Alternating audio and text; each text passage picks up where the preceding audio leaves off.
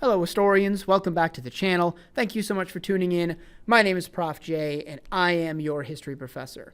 In today's presentation, we're going to be looking at the age of exploration. We'll begin by taking a look at the motivations behind European powers traveling to other parts of the world like Africa, Southeast Asia, and the Americas, and the means by which they were able to do so. We'll also take a brief look at some of those European voyages, including those of Christopher Columbus and Ferdinand Magellan. We'll explore the indigenous American cultures of the Maya, Aztec, and Inca. And we'll take a look at European competition, not just for land in the Americas, but also for land in Southeast Asia and for trading posts on the African coast. Finally, we'll take a look at some of the consequences of the age of exploration, including the development of an international trade in enslaved people, the so-called Columbian exchange of products between the Old World and the New, the development of European racism, and the destruction of indigenous cultures and peoples around the world. Without further ado then, it is time for history once again, so let's dive in.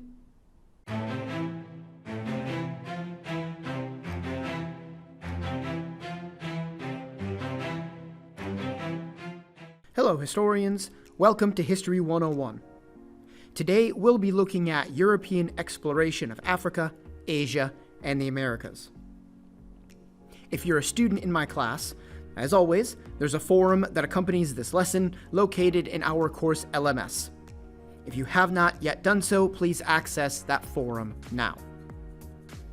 For any non-students who may be tuning in, thanks for joining us. Hopefully, you'll find this presentation educational and entertaining.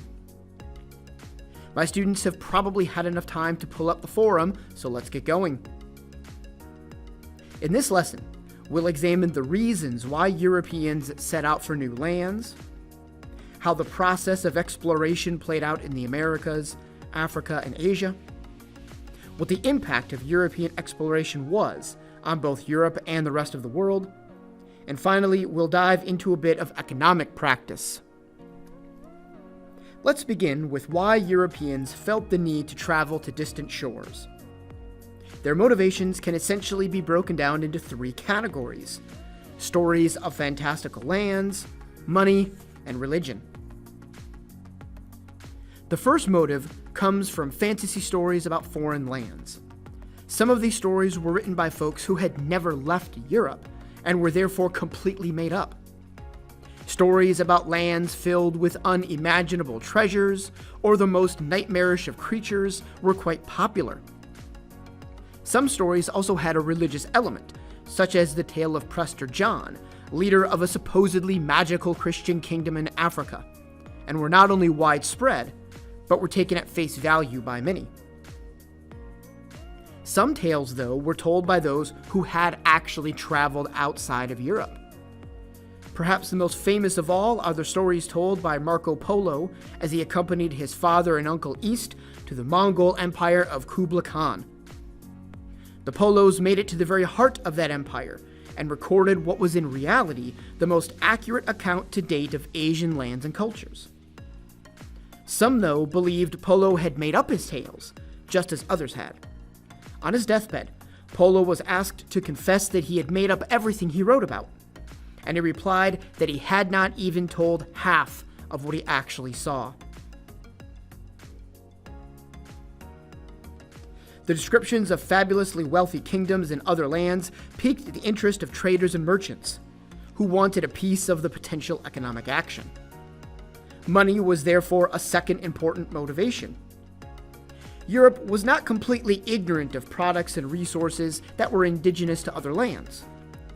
Trade with Muslim groups introduced Europeans to various types of spices from East Asia, for example. What merchants and the governments they contracted with to help them wanted was a direct line of access to those products, and to wipe out any middleman or competition. There was also a desire to find new veins of precious metals, especially gold.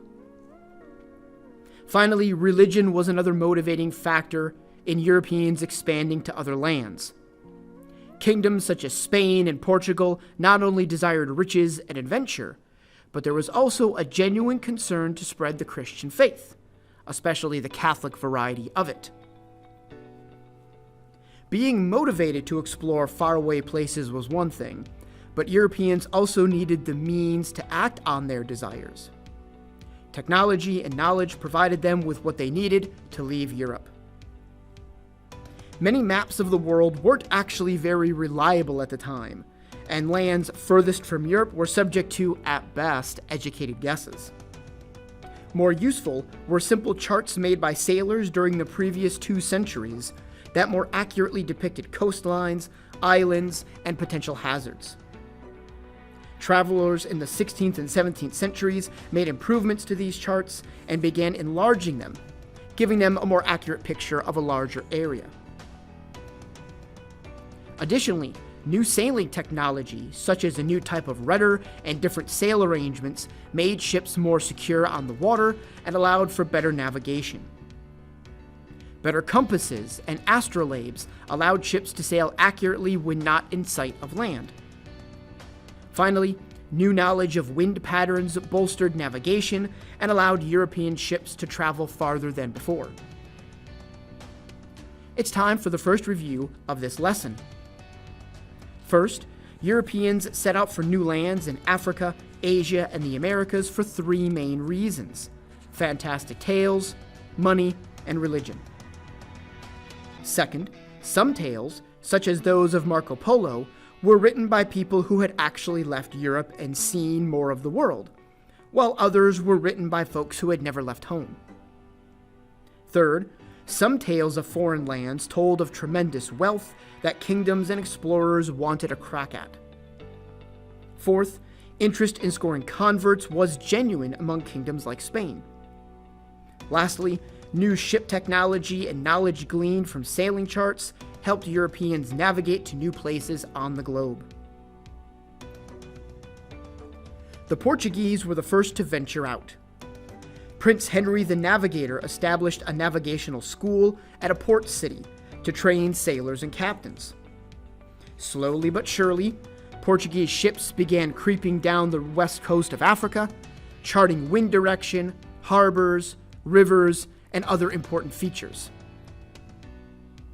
In 1488, the first ship rounded the southern tip of Africa, and 10 years later, the first European ships visited East African ports before making it to India.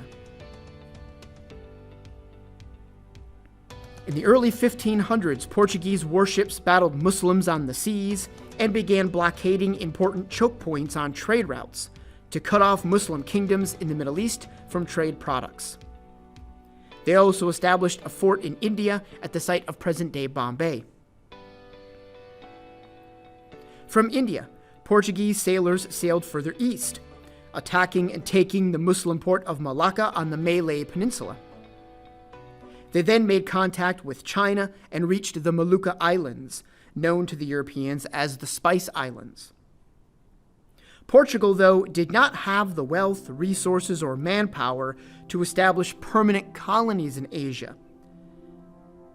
They had to settle for forts that guaranteed important trade routes, essentially creating a trade empire. Some Europeans believed that a quicker route to East Asia lay not in traveling east around Africa, but by sailing west across the sea. Many people in Europe, especially navigators and sailors, understood the world was round. What men like Christopher Columbus got wrong was the size of the Earth and the existence of huge land masses between Europe and Asia. Columbus's first voyage landed in the Bahamas, then traveled around Cuba and Hispaniola. He would make 3 additional voyages across the Atlantic and explored every island in the Caribbean. The natives he encountered he called, quote, Indians, as he believed he was in the East Indies, and unfortunately that moniker has stuck ever since.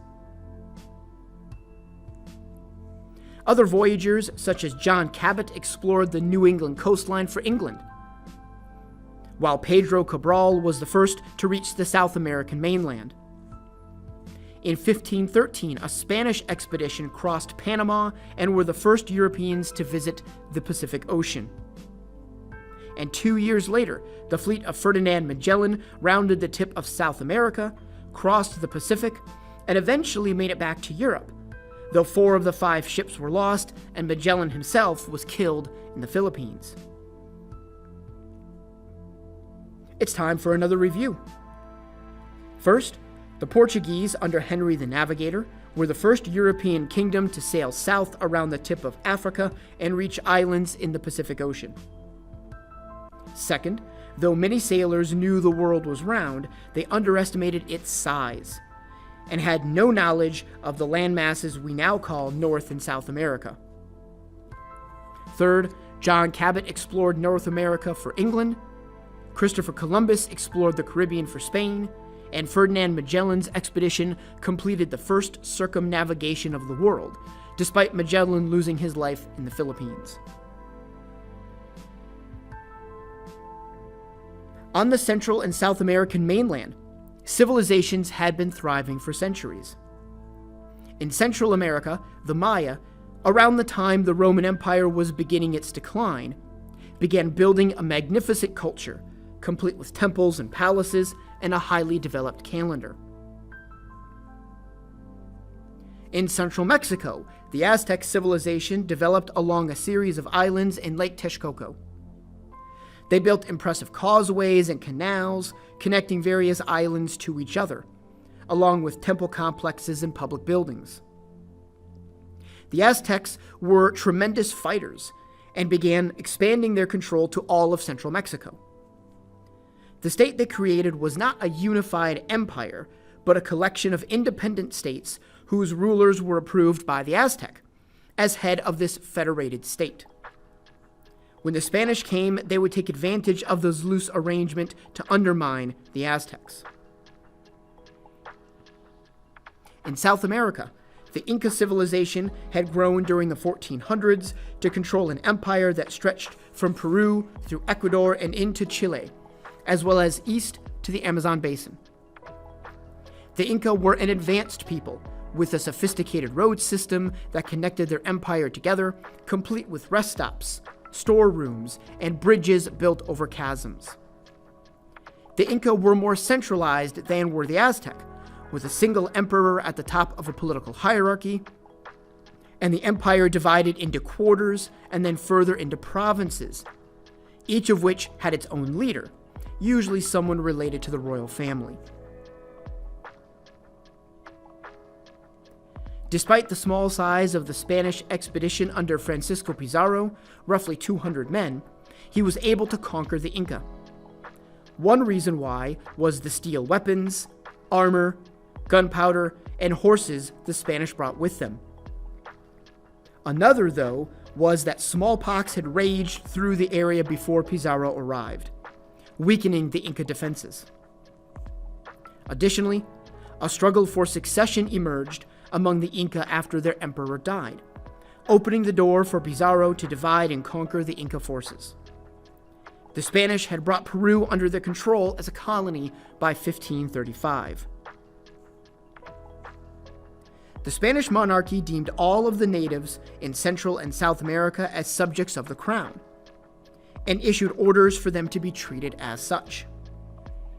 They established the encomienda system, by which Spanish officials in the New World would collect tribute from the indigenous population and recruit them as workers.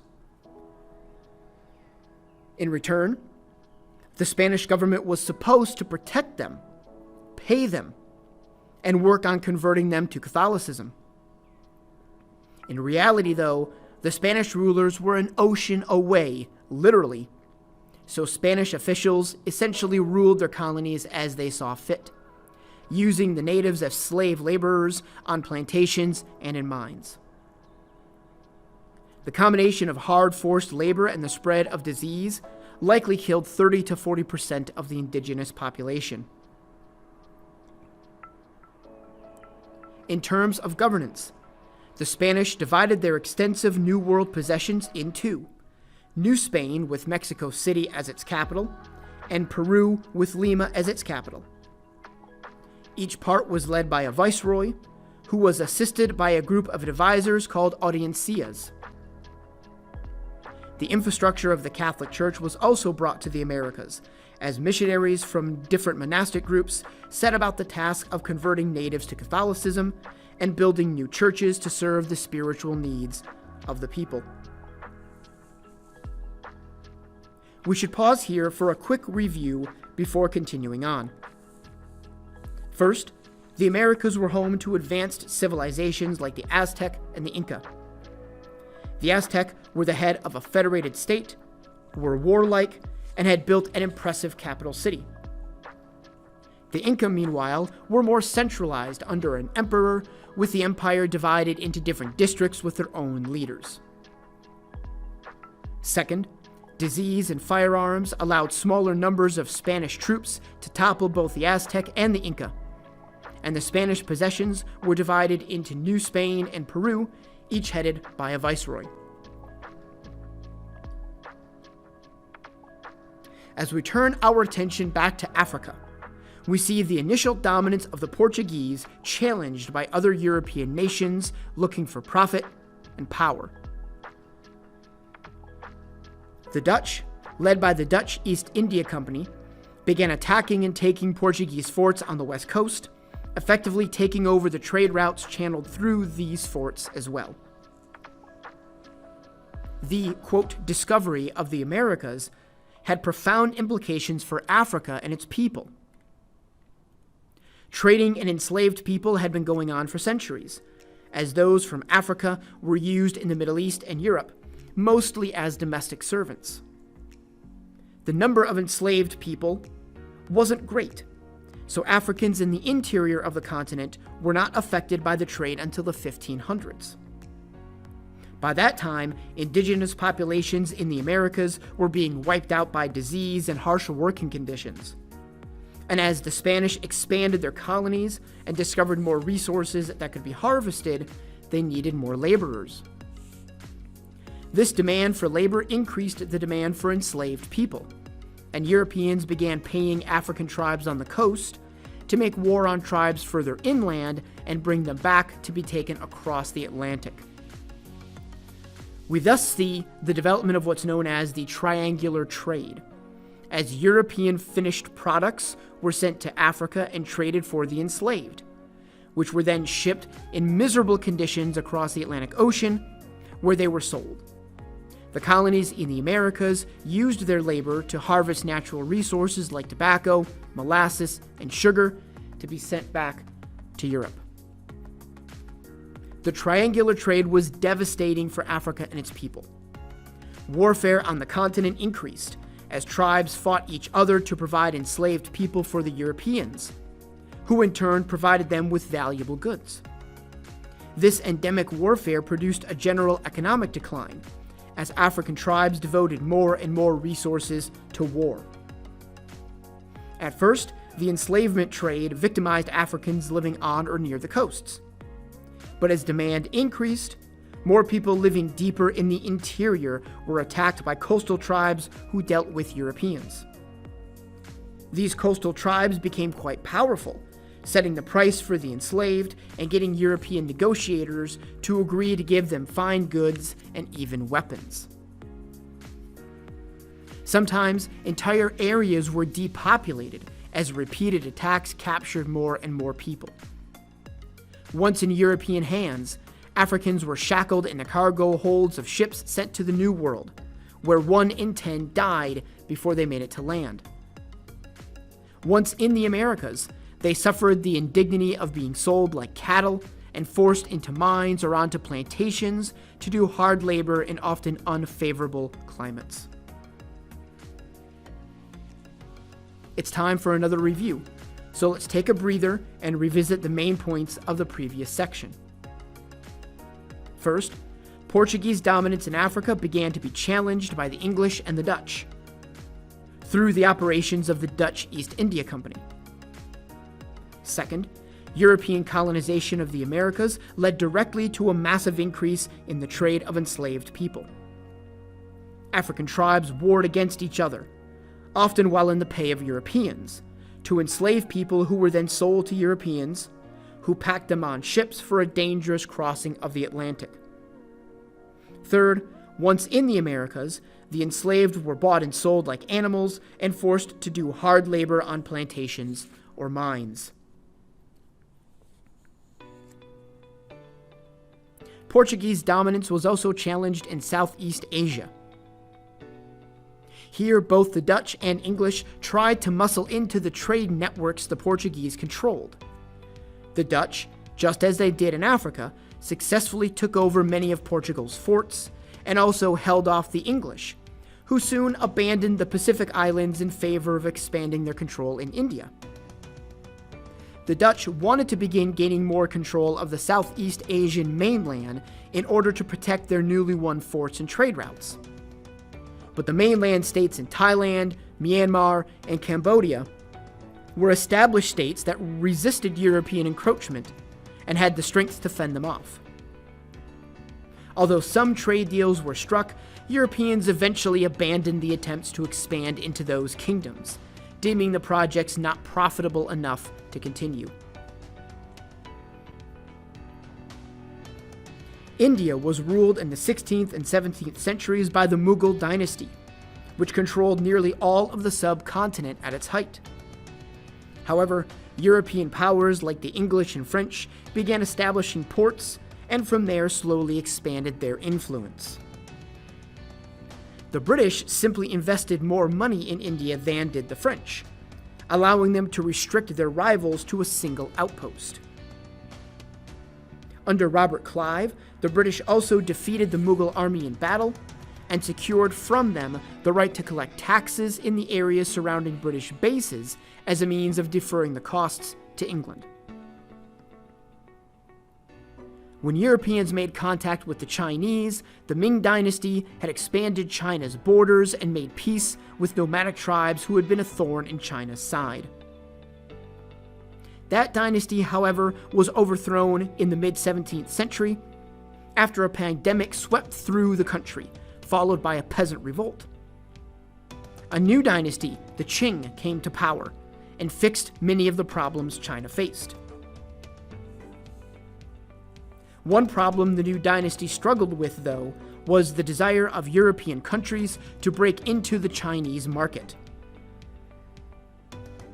Trade was established with Russia first in 1689, but soon China had to deal with the English, who established a presence in Canton at the turn of the 18th century. The Qing dynasty, however, restricted foreign trade, despite English envoys visiting Beijing and pushing for more access. To the east, the Portuguese established contact with the Japanese in the 1500s and began partaking in the trade between Japan, China, and Southeast Asia.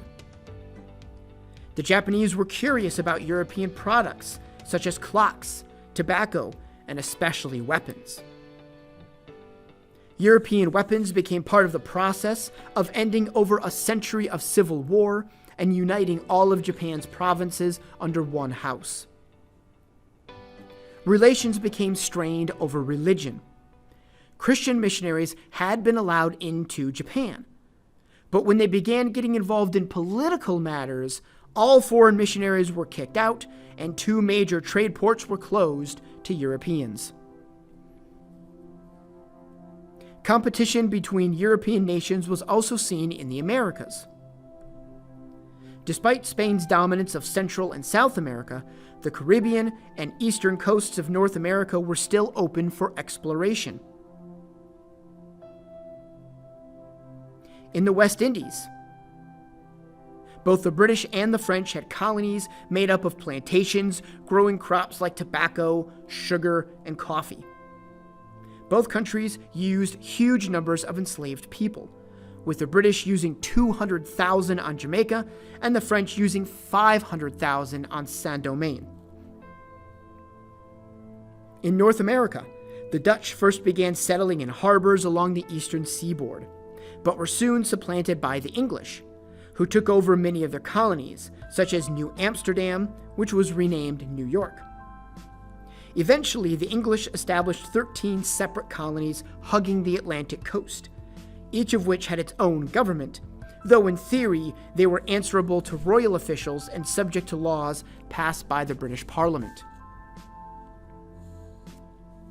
Canada was claimed by French explorers in the early 1500s, and in the mid-1600s, the French government officially claimed all of Canada as a colony. However, France's inability to get its people to relocate meant the French population, as opposed to the English population further south, was quite small. After losing the 7 Years' War to the British, France gave up its Canadian possessions. Spanish control of the western portion of North America, Central America, and South America would not last forever.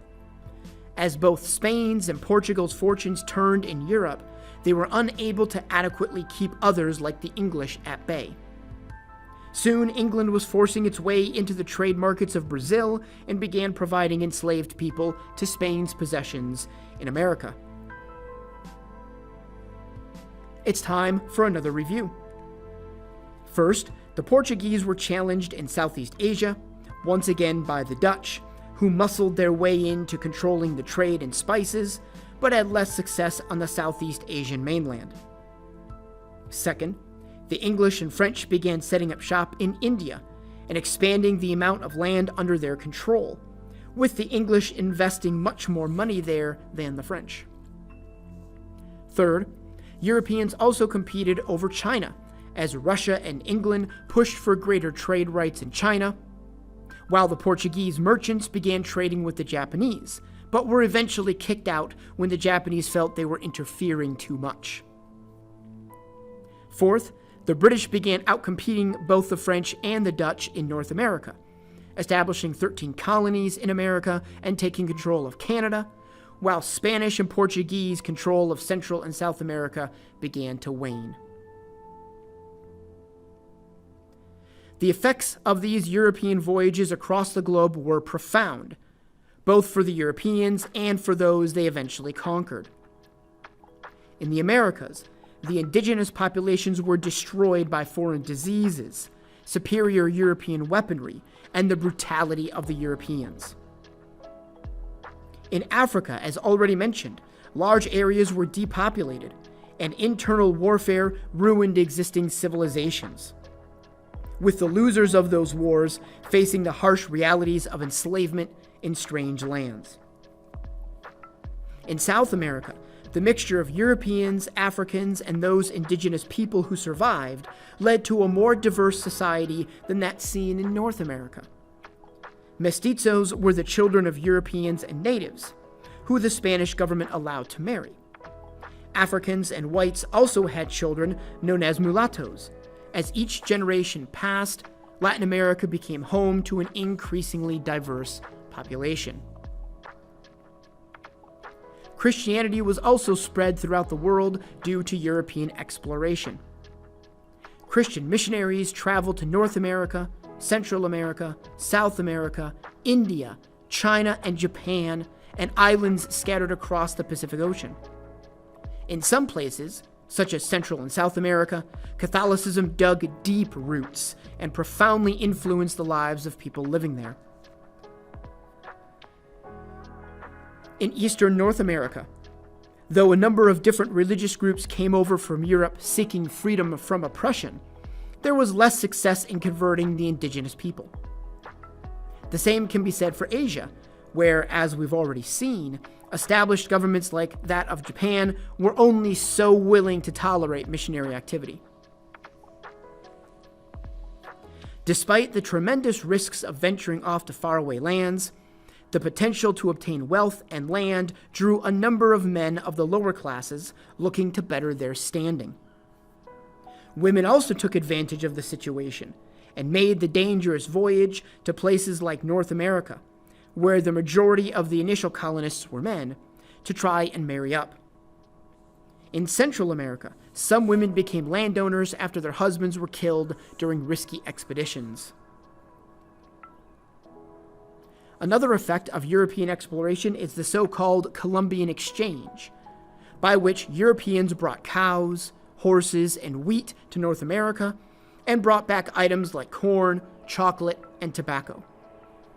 European tastes were changed, in some cases permanently, as tea and coffee houses were first opened in England in the mid-17th century. Exploration by Europeans was partially inspired by rivalries between European powers, and waves of colonization simply exacerbated those rivalries, leading to wars like the 7 Years' War that were truly global in nature. Some states even hired pirates to harass the ships of opposing powers, attacking and looting them for treasure. The existence of 2 entire continents Europeans had no knowledge of led to the complete revision of existing maps and a serious push to create more accurate renditions of the known world. The Mercator map is probably the most famous of these efforts. Created by a Flemish cartographer in the 1500s, this map contained straight lines that gave ship captains and navigators the ability to sail more accurately.